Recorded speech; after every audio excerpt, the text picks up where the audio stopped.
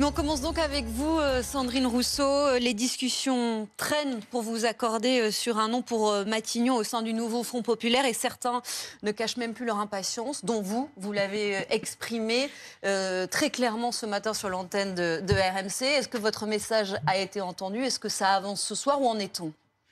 Je le renouvelle. En tous les cas, moi, je suis vraiment impatiente d'avoir un nom. Je pense que là, maintenant, on laisse en fait la place, en n'ayant pas de nom, on laisse la place à tous les commentaires et à toutes les manœuvres possibles. Donc là, maintenant, impatient de voir agacé, non? Pardon? Impatient de voir agacé. Impatiente. La gauche n'est pas à la hauteur? En tous les cas, il faut qu'elle montre qu'elle l'est. Et là, on a besoin de ce gouvernement, de ce nom de Premier ministre ou de Première ministre. Alors, vous savez pourquoi c'est compliqué, hein, parce qu'il y a des équilibres partout à trouver et que derrière... C'est-à-dire concrètement, qu'est-ce qui bloque encore? Il faut trouver non seulement le Premier ou la Première ministre, mais tout le gouvernement, les postes à l'Assemblée, etc. Puis tout cela dans un équilibre des forces. Et c'est la faute de la gauche, si ça bloque, si je vous comprends bien, parce que vous avez eu des mots très dur et très lucide aussi ce matin. Vous avez dit, voilà, on perd trop de temps et on inquiète. Nous, la gauche, on est en train d'inquiéter les Français. Donc vous prenez votre part de responsabilité dans ce blocage. Je pense à toutes les personnes qui étaient soulagées dimanche et soulagées que le Rassemblement national n'arrive pas en tête et heureux même que nous arrivions en tête. Et puis là, on voit bien qu'une nouvelle inquiétude arrive. C'est qu'est-ce qui va se passer? Il y a un blocage de la démocratie. Moi, je pense qu'il y a un principe simple. C'est on est arrivé en tête. D'accord, on n'a pas de majorité, très bien, mais on est arrivé en tête. Bon, voilà, il y a que Emmanuel Macron nomme l'un d'entre nous, l'une d'entre nous. Et puis derrière, si son hypothèse, c'est qu'on se plante, quelque part, qu'il nous laisse nous planter. Et puis voilà, et peut-être on se plantera pas. Et s'il y en a d'autres qui veulent faire des motions de censure, qu'ils fassent des motions de censure. En fait, là, on a l'impression que Emmanuel Macron grippe complètement le système démocratique, alors qu'en fait, il y a un système démocratique. Et après, ça veut dire, oui, sans doute, une petite période d'instabilité. Je dis pas le contraire, mais en fait, là, il faut faire fonctionner nos institutions. Mais revenons quand même sur vos discussions qui se tiennent en ce moment. Ça fait 3 jours qu'on entend que ça bloque, notamment pour trouver un nom pour Matignon. Mais est-ce qu'au moins, vous vous êtes mis d'accord en l'espace de 3 jours sur le mode de désignation ou même pas sur ce point-là? Si, ça s'est débloqué. Alors c'est la règle du groupe le plus fort et en fonction des équilibres à l'intérieur du nouveau Front populaire, c'est-à-dire qu'il y a un système de points, etc. Et donc qui est le groupe le plus fort alors? Vous ne m'aurez pas là-dessus parce que vraiment, alors moi je ne veux pas rentrer là-dedans. Moi je veux vraiment qu'on trouve un nom, qu'on sorte un gouvernement, que les Français soient rassurés et que Emmanuel Macron nomme la personne. Ce que vous nous dites, Sandrine Rousseau, et j'apprécie pour le coup votre honnêteté parce qu'il y en a beaucoup qui tournent autour du pot dans votre camp depuis quelques jours. Donc, le mode de désignation, ce sera celui qui a le nombre de parlementaires le plus important. Si j'en crois tous ceux... Non ? Non, parce que c'est une répartition du gouvernement. Non, mais voilà, c'est ça qui complique. Mais je vais vous dire, moi, c'est ça que je conteste en réalité. Voilà, c'est ça que je dénonce. Vous y êtes en réunion, vous ? On est dans le nouveau Front populaire, c'est quand même beaucoup issu d'un mouvement social. C'est pour moi quand même la continuité du mouvement des retraites avec l'union des syndicats, etc. Et qu'en fait, là, on est en train de donner aux partis et aux chefs de parti les clés de la répartition, alors qu'en fait, l'élan qu'il y a derrière est au-delà d'une répartition des partis. Et vous savez bien que ce qui se joue à gauche, c'est qui est dominant, qui va avoir l'hégémonie sur les autres. Et en fait, là, il nous faut nous mettre d'accord. Maintenant, bon. on va jouer carte sur table. Qui bloque? C'est les Insoumis? Ah non, malheureusement, ce serait trop facile. Ça ne vient pas des Insoumis, le blocage. Non, ça vient de qui? Non, mais je ne répondrai pas à cette question. Par contre, je veux qu'on avance, s'il vous plaît. Non, mais pardon. Ça vient des Verts, parce que c'est aussi ce qu'on entend. J'ai toujours pas compris, du coup, qui avait le droit de désigner le Premier ministre. Parce que vous nous avez dit... Ce sera consensuel, donc en fait, c'est ça le sujet. Mais c'est là, il y a des noms qui ont été proposés. Maintenant, ça va... Le groupe le plus important dans ce nouveau Front populaire, oui ou non? Parce que c'est ce que vous avez sous-entendu. Et puis après, j'ai l'impression que vous avez un peu temporisé. Non, mais en fait, il y a plusieurs postes à poser et plusieurs noms à poser. Donc en fait, il faut trouver une hiérarchie entre ces noms. Mais en fait, même à l'intérieur des formations politiques, il n'y a pas forcément d'accord. Mais moi, je voudrais qu'on sorte de ça pour dire, voilà, ils se sont engagés à sortir un nom. Moi, je les laisse faire. Ils se sont engagés à sortir un nom demain ou après-demain. Eh bien, nous aurons ce nom. À partir de là, ça va débloquer quelque chose. Je suis impatiente d'avoir ce nom, vraiment. Je pense que je suis pas toute seule en France à attendre ça avec une certaine impatience. Et après, on va à l'Assemblée le 18 pour s'installer. On désigne le bureau de l'Assemblée et on fait fonctionner la démocratie. démocratie qui est grippée depuis cette dissolution. Et quand je lis la lettre d'Emmanuel Macron, qui nous dit que personne n'a gagné, etc., à un moment, la question c'est quand même, il y a un groupe qui est arrivé premier, ça peut ne pas lui plaire, et à la limite, je le comprends absolument que ça lui plaise pas. Mais de fait, c'est quand même nous qui sommes arrivés en tête. Donc, pardon, Sandrine Rousseau, mais la question, elle n'est pas là. C'est qu'Emmanuel Macron, on va refaire le même débat qu'hier, mais il appelle qui? Si vous n'arrivez pas à sortir un nom, si vous n'arrivez pas à vous mettre d'accord, on ne peut pas lui reprocher de ne pas appeler quelqu'un pour proposer Matignon. Oui, mais j'ai jamais entendu aucun député... Donc ça doit d'abord venir de vous êtes d'accord? Je n'ai jamais entendu aucun député Renaissance, ni sortant, ni rentrant. Je n'ai entendu aucun ministre, ni sortant, ni entrant, dire que nous étions arrivés premiers. C'est quand même un sujet. Enfin, je veux dire, c'est incroyable que personne ne le reconnaisse. C'est quand même un sujet de déni démocratique. Oui, mais donc en fait, c'est ça qui m'inquiète. C'est qu'aujourd'hui, il n'y a pas de reconnaissance des forces en présence. Parce qu'on en a beaucoup parlé. Moi, je les aime tous, je vais vous dire. Et je me rangerai, et avec enthousiasme, derrière n'importe quel nom qui sortira. Mais est-ce que vous en voulez aujourd'hui? Tous les noms. Est-ce qu'aujourd'hui, vous en voulez à vos camarades? Vous dites, moi, je ne suis pas dans les discussions. Est-ce que vous en voulez à vos camarades du nouveau Front populaire de ne pas être capable de se mettre d'accord? Je dis juste, il y a une tension dans le pays. Parce qu'on sent de l'amertume quand même chez vous dans vos propos. Ah non, mais vous sentez beaucoup trop d'amertume trop souvent. Non, je ne sais pas, c'est pas du tout le sujet. Non, mais c'est vous qui dites depuis ce matin, ça ne va pas assez vite, il faut qu'on prenne notre part de responsabilité. Je dis juste là, on a besoin de rassurer aussi les Français et Françaises, et je sens une inquiétude monter. Et d'ailleurs, moi, j'ai envie de leur poser cette question que j'ai posée aussi ce matin, c'est comment allez-vous, quoi, en fait? Comment allez-vous dans cette situation? Et j'ai l'impression que tout le monde est dans une forme d'inquiétude, tout le monde regarde les infos de manière presque compulsive et de manière très anxiogène. En fait, là, c'est ça qui, à mon avis, est de nature à vraiment se transformer en quelque chose d'autre, et c'est pour ça que j'appelle à ce qu'on ait. Et c'est pour ça qu'on leur donne la parole aussi grâce à ces émissions. Bien sûr, et c'est très il y a des utile. questions téléspectateurs. Géraldine. Il y a quelque chose que je ne comprends pas. J'entends les questionnements sur les noms. Bon, on est parti, je suis assez d'accord avec vous, ça a peu d'intérêt. Maintenant, il reste l'arithmétique. Vous êtes certes arrivé en tête, mais vous êtes très très loin d'avoir une majorité absolue. Donc dans tous les cas, vous allez devoir convaincre pour faire avancer vos sujets. Et ce que je n'entends pas du tout depuis plusieurs jours que tout le monde débat, c'est quelles sont nos priorités, quelles sont les mesures qu'on va faire passer en priorité, avec quelle majorité on va pouvoir les faire passer, et finalement, ce qui en découle, et c'est pas ce qui précède, ce qui en découle, c'est quelle personnalité va pouvoir incarner ce rassemblement sur les mesures qu'on aura identifiées susceptibles de passer et d'atteindre une majorité absolue à l'Assemblée. Et en fait, on a l'impression que le fond a totalement disparu des discussions. Ah ben si c'est ça, c'est grave, parce que nous avons quand même un programme avec des mesures qui sont très concrètes, et il y a des lois, en fait, dans les lois que nous pouvons proposer issues de notre programme, il y a des lois qui peuvent très bien être consensuelles. Par exemple, la loi grand âge qu'on appelait tous de nos voeux et toutes de nos voeux, si on propose une loi grand âge, il y aura des amendements des différents groupes politiques, mais on peut très bien trouver une majorité. Il y a Philippe Brun qui avait travaillé sur une loi sur les familles monoparentales. Donc ça, je pense que ça pourrait très bien aussi être tout à fait consensuel. Moi, je pense qu'une autre loi tout à fait consensuelle pourrait être la police de proximité, qui est appelée beaucoup par les habitants et qui nous permettrait d'aller sur des choses. Et après, il y a des lois qui sont plus compliquées à faire passer. Je cite cette loi parce que je sais que l'écologie n'est jamais très consensuelle. La loi énergie-climat pourrait être une loi qui nécessite plus de débats. Et là, il y a deux solutions. Soit on arrive à trouver amendement par amendement, article par article, une majorité dans cette Assemblée, soit nous n'y arrivons pas. Et je pense qu'il nous faut dire, nous accepterons d'être battus. Parce qu'en fait, ça n'est jamais dit dans la démocratie. C'est-à-dire qu'on se dit qu'on va passer en 49-3, etc. Mais là, comme nous n'avons pas de majorité claire, même si nous sommes arrivés en tête, eh bien, il nous faut accepter cet augure que d'être battus sur des textes. Et bien voilà, et chacun prendra ses responsabilités. Et les LR diront qu'ils ont fait obstacle à la loi et qu'ils ont fait barrage à la loi climat, mais ça fait partie de la démocratie. Vous dites qu'il y a de l'immaturité même dans votre famille politique là-dessus? Là, j'ai l'impression qu'il y a de l'immaturité, je vais vous dire, partout. Alors là, vraiment. On va continuer. Et d'ailleurs, ça m'inquiète d'en parler. Olivier Faure, qui d'ailleurs, lui, se dit prêt à aller à Matignon, voilà ce qu'il a dit sur la méthode, le mode de gouvernance. Je pense que chacun comprendrait que ce qui a été imposé par le 49.3 peut être éventuellement aussi défait par 49.3. C'était peu ou prou ce que disait hier soir sur ce plateau Éric Coquerel. Vous êtes de quelle école ? Je pense qu'il ne faut pas utiliser de 49.3 parce que en fait, le 49.3, c'est la réponse, c'est la motion de censure, puis 49.3, puis motion de censure, puis comme ça, il y a une escalade. Et...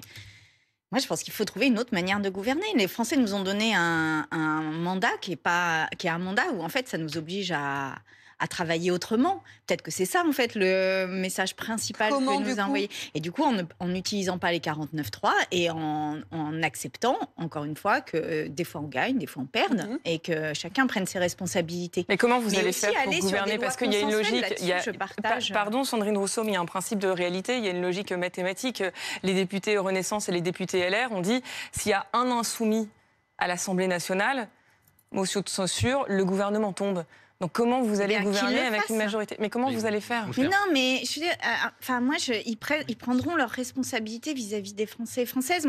Et encore une fois, je regrette cette brutalisation du débat parce que je pense que dans la situation, encore une fois, d'inquiétude dans laquelle nous sommes, ça n'est pas la peine d'en rajouter. Et je trouve que ces espèces de déclarations qui sont des espèces de déclarations d'autorité comme ça dont on ne sait pas d'où elles viennent, sont de nature à brutaliser le débat. Moi, je voudrais que nous sortions de cela. Parce qu'en fait, si nous brutalisons, moi, je vais vous dire, je peux brutaliser aussi. Je dirais, il n'y aura jamais machin, il n'y aura jamais... Mais est-ce que dans un principe de réalité, encore une fois, est-ce que prendre votre part de responsabilité, ce n'est pas aussi s'affranchir des insoumis? Non, mais moi, je ne veux pas que nous nous affranchissions des insoumis. Je voudrais que nous respections le mandat qui nous a été donné, qui est le nouveau Front populaire. Moi, j'ai été élue par des électeurs et électrices. En fait, texte par texte. Exactement. Essayer d'aller chercher des majorités. Exactement. Et si on n'y arrive pas, eh bien, il faut acter que nous n'y arrivions pas. Alors, vous avez peut-être un nouvel allié, puisque ce soir, le Rassemblement national dit, on va d'abord peut-être vous faire expliquer ses propos. Arnaud, c'est le secrétaire général du groupe RN à l'Assemblée nationale, Renaud Labille, qui n'est pas la personnalité qui n'est pas la personnalité la plus connue du Rassemblement national, et qui dit le Rassemblement national ne censurera pas un potentiel gouvernement de gauche si celui-ci propose des mesures consensuelles. Pourquoi c'est lui qui le dit et pourquoi maintenant? Ça s'appelle la politique créationniste, c'est-à-dire au fur et à mesure de la journée, on crée de la politique. Je suis très étonné qu'il y ait des textes que le Rassemblement national dise nous regarderons chaque texte, nous les voterons, si ça va dans le bon sens, on le fera.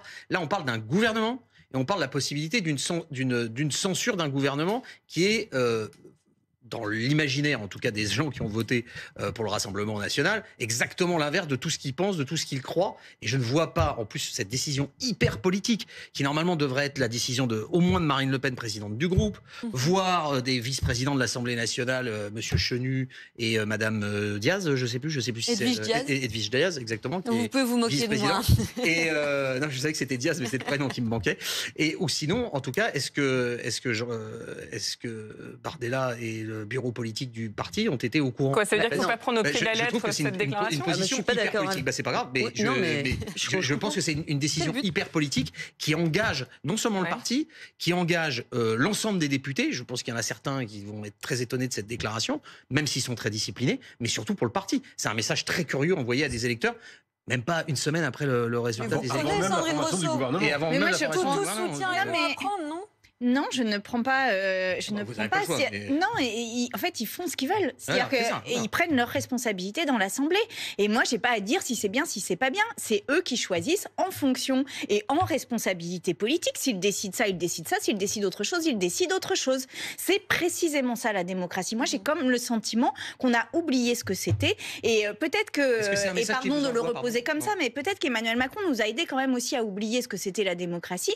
Tellement on a l'impression qu'il fait acte d'autorité après acte d'autorité, qu'il a une espèce de science incarnée de ce qu'il faudrait faire ou pas faire. Madame Rousseau, à l'Assemblée, lors de la dernière mandature, vous disiez tout à l'heure, il faut arrêter, il ne faut pas brutaliser, et vous avez raison. Mais lors de la dernière mandature, qu'est-ce qu'on a entendu comme brutalisation de la parole publique? Alors moi, je trouve qu'il y a une différence. Mais par Emmanuel Macron, et il y a eu le président de l'Assemblée nationale. Mais beaucoup, 49.3, il faisait passer toutes les lois à la Kalachnikov. C'était hyper brutalisant. Je suis d'accord avec toi, Bruno. Laissez-moi aller jusqu'au bout. Aussi par les groupes d'opposition qui ont beaucoup brutalisé le débat. Par les forces, c'est pas pareil. C'était quand même. Moi, je trouve qu'il y a quand même. Les Français n'ont pas du tout aimé le spectacle des 2 dernières années à l'Assemblée. C'est le moins qu'on puisse dire. Ça, je l'ai entendu. Maintenant, moi, je trouve qu'il y a quand même... dire quand même. Bien sûr, et c'est pour ça que je dis, je l'ai entendu. Mais il y a aussi une différence pour moi entre brutaliser les institutions issues de la Constitution et avoir des paroles fortes dans un hémicycle. Et j'ai entendu l'aversion, j'ai entendu le rejet qu'avaient les Français et Françaises des prises de parole enflammées que nous pouvions avoir. Bon, donc vous-même, vous avez tiré les leçons finalement.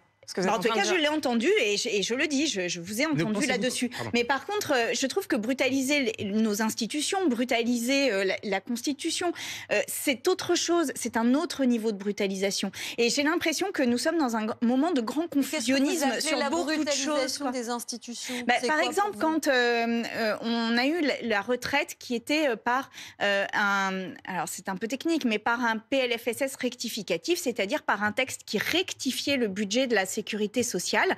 Ça n'est pas à la hauteur de l'enjeu. C'était une réforme qui modifiait la vie des Français et Françaises de manière massive. Ça nécessitait qu'il y ait un texte à part entière et pas une annexe à un texte déjà existant. Quand derrière, le gouvernement a utilisé le 49.3 alors qu'il y a eu des manifestations d'une ampleur historique et qu'il n'y avait pas de majorité dans l'Assemblée nationale, peut-être à une ou deux voix, eh bien, il a d'une certaine manière brutalisé. Quand derrière le groupe Lyot qui était avec Charles Amédée de Courson, pardon, c'est pas quand même une figure de gauche, Charles Amédée de Courson, qui a dit c'est pas correct ce qui s'est passé, on va proposer une modification dans notre niche parlementaire. Que là, il y a encore eu un blocage avec un disjoncteur de la démocratie. Tout cela brutalise. Et tout cela ne permet pas de sortir d'une forme de confusionnisme. Comment on en sort ? Comment fonctionne la démocratie ? Comment on en sort ? Comment on fait ? Vous dites, on va essayer de s'accorder texte par texte.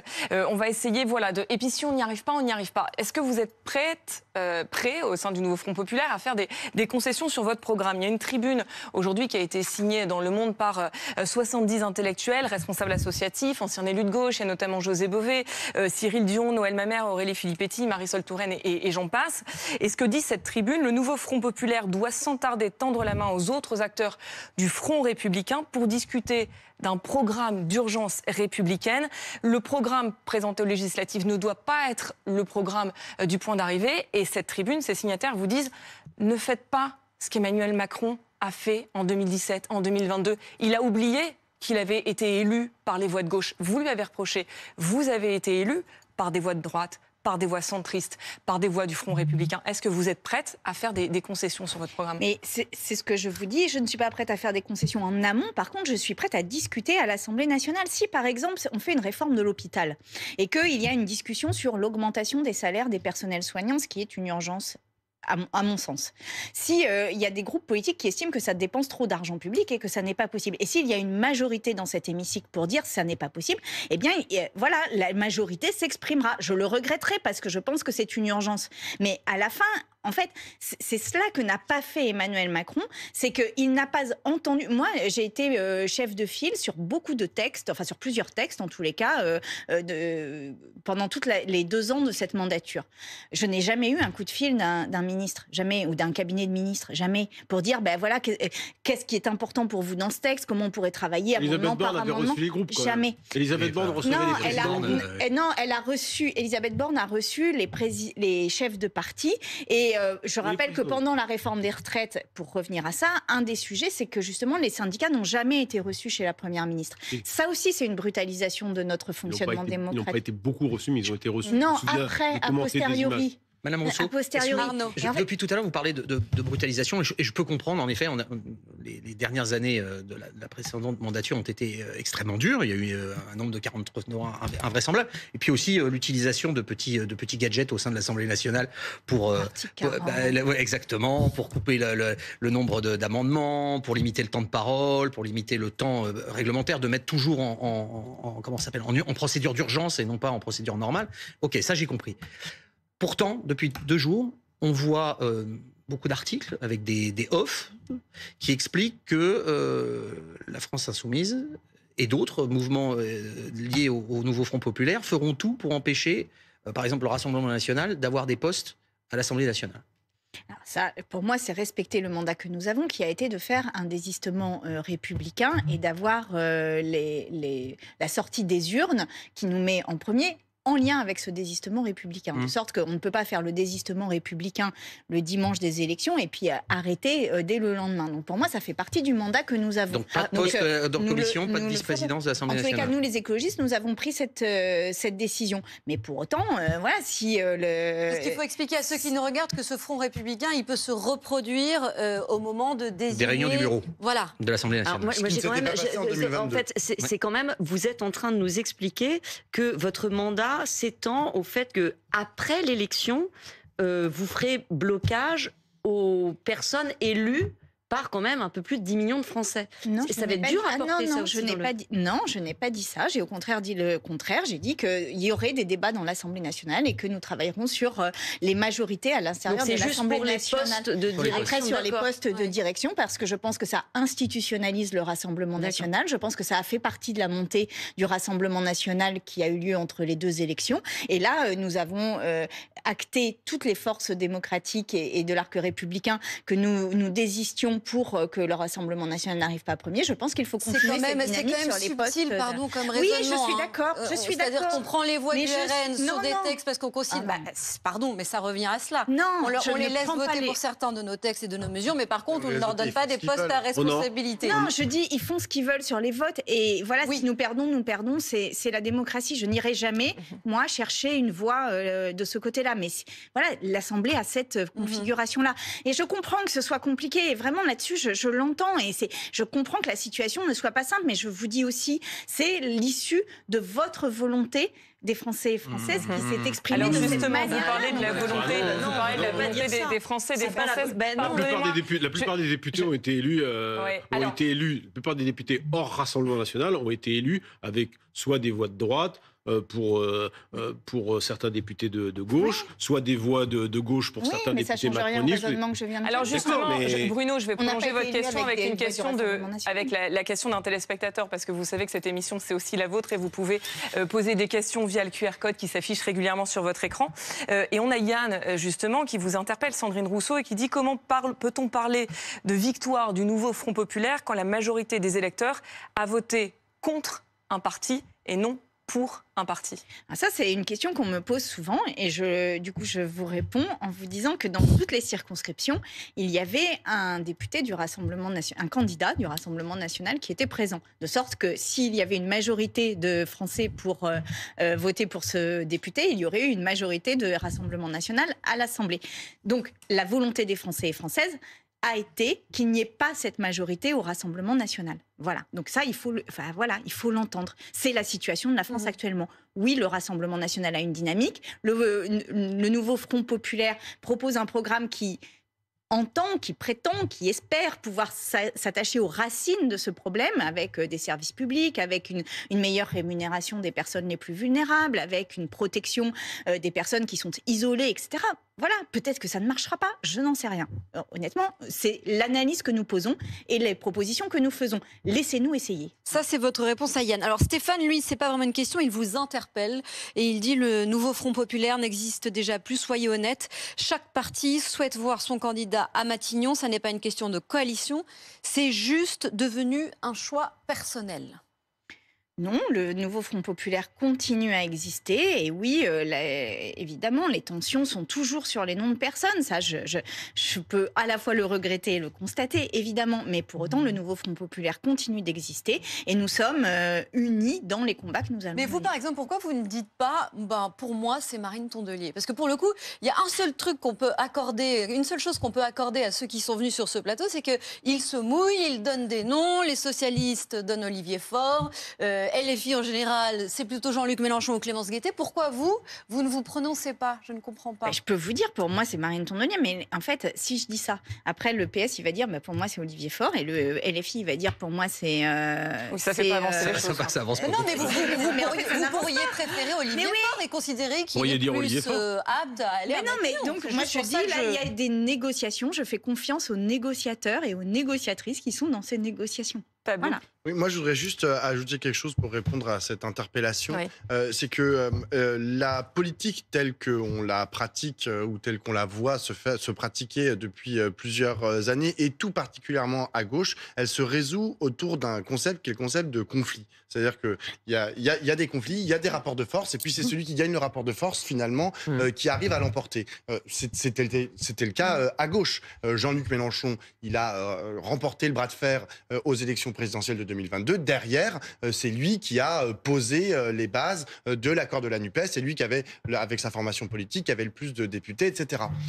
Là, le problème, c'est que le rapport de force, d'une part, il est plus équilibré, notamment entre le Parti socialiste et la France insoumise, mais d'autre part... il n'est pas encore complètement défini en ce moment. Il n'est pas encore complètement défini, et surtout, d'autre part, c'est pas la seule chose à prendre en considération pour aboutir à une solution. Parce que derrière, comme ça a été dit plusieurs fois, vous en avez qui disent « Ah bah oui, mais nous, on veut pas des insoumis, etc. » Je rappelle, entre parenthèses, que si vous enlevez les insoumis du groupe Nouveau Front Populaire, ils sont plus les premiers. Oui, mais le problème, c'est que c'est un épouvantail pour Renaissance, c'est un épouvantail pour les Républicains. Mais donc là, la réflexion, c'est pas le rapport de force, c'est la consensualité. C'est-à-dire qu'il va falloir trouver, peut-être que le mot est un peu galvaudé, mais en tout cas, il va falloir trouver d'autres manières, en fait, de déterminer qui au poste clé, quel point du programme on va mettre, non pas sur la base du rapport de force, mais sur la base de ce qu'on pourra faire après, du consensus. Et ça, c'est compliqué pour la gauche. C'est compliqué de trouver une figure consensuelle, on l'a bien compris. Ouais. Non, mais ça, c'est ce que dit Pablo est hyper important. En fait, il y a quelque chose, c'est qu'on est sorti des européennes où on était dans un rapport de force, les 4 listes de gauche, à savoir qui aurait le meilleur score, etc. On s'est battu. Moi, j'étais pas sur cette option, j'étais pour qu'on fasse l'union. Mais du coup, on a quand même... je rappelle que la dissolution, elle a été annoncée le soir des européennes, de sorte que nous n'avons pas eu le temps non plus de penser nos plaies, de prendre soin de nous, de poser les choses qui nous ont choqués de part et d'autre, et de dire voilà comment on fonctionne ensemble. Donc, on a été pris dans cette urgence. Et en fait, ce qui s'est passé aux européennes n'a pas eu le temps d'être posé et verbalisé, et qu'on trouve des solutions qui soient démocratiques et politiques. Vous êtes allé super vite à former un nouveau Front Populaire. Mais parce que 4 jours, vous aviez un programme, vous avez un nouveau Front Populaire. Est-ce que vous avez eu le temps de lâcher les baskets, monsieur à trouver un Premier ministre. Ça fait quand même 30 jours que vous cherchez votre... Non, mais c'est pour ça qu'il y a aussi une incompréhension, non ? Non, mais parce qu'il y a eu il y avait une urgence à dire on sera au rendez-vous. Mais là, en fait, il y a une urgence, non ? Oui, et c'est pour ça qu'à la fin de la semaine, il y aura un... Et Pierre vous pose cette question. La nomination d'un Premier ministre issu de la société civile, style grand patron social, ne serait-elle pas une clé pour débloquer la situation ? Ça fait partie des solutions possibles. Ça fait partie des réflexions en cours au sein du NFP ? Tout à fait. Oui. C'est-à-dire, vous avez des noms en tête issus de la société civile ? Mais je ne ferai pas le même exercice que pour la politique, mais donc je. Non, mais vous, à titre personnel. Non, mais il y en a. Mais bien sûr, là, il va falloir être innovant. Donc ça fait partie de la clé du problème, peut-être. Ça peut faire partie de la clé. Parce qu'il y avait Laurent Berger qui avait été évoqué, mais il a déjà balayé cette hypothèse. Est-ce que vous, il y a d'autres noms comme ça qui vous viennent ? Balayé sans totalement balayer non plus. Bon, après, ça reste un peu ouvert. Les gens de gauche sont trop modestes et humbles. Les écologistes sont trop modestes et humbles. Non, mais quel type de figures ? Je pense que des figures qui ont un peu une hauteur par rapport au monde politique, tout en gardant le nez dans les analyses, pourront... Vous dites presque comme Bruno Retailleau, une personnalité située au-dessus des clans et des courants, une personnalité apaisante et incontestable. Il y a beaucoup de tendresse et d'apaisement dans ces déclarations. Mais quelle personnalité déjà pourrait apaiser dans votre camp ? Je suis désolée. Voilà. Suspense. On aura la réponse demain. C'est ce que vous nous avez dit. A priori. J'ai entendu ça. Alors, je vais vous dire, moi, j'ai entendu ça. Manon Brie avait dit ça il y a 3 jours, en disant c'est dans les heures qui viennent. Hier, on nous a dit que ça devait être aujourd'hui. Je voudrais juste dire un dernier mot pour dire que pendant ce temps-là, quand même, Gabriel Attal n'a pas été rétabli dans son rôle de Premier ministre uniquement pour les affaires courantes. Il est en train de passer plein de trucs sur l'écologie avec des dérogations au code de l'environnement. Nicole Belloubet est en train de passer les groupes de niveau au collège, la réforme de la formation des enseignants. En fait, c'est grave parce que là, il n'y a pas de soutien et il n'y a pas de légitimité démocratique à ce qu'ils font. Donc, arrêtez, s'il vous plaît, et respectons la démocratie. Oui, mais prononcez-vous, vous aussi. Comme ça, les choses iront plus vite. Absolument.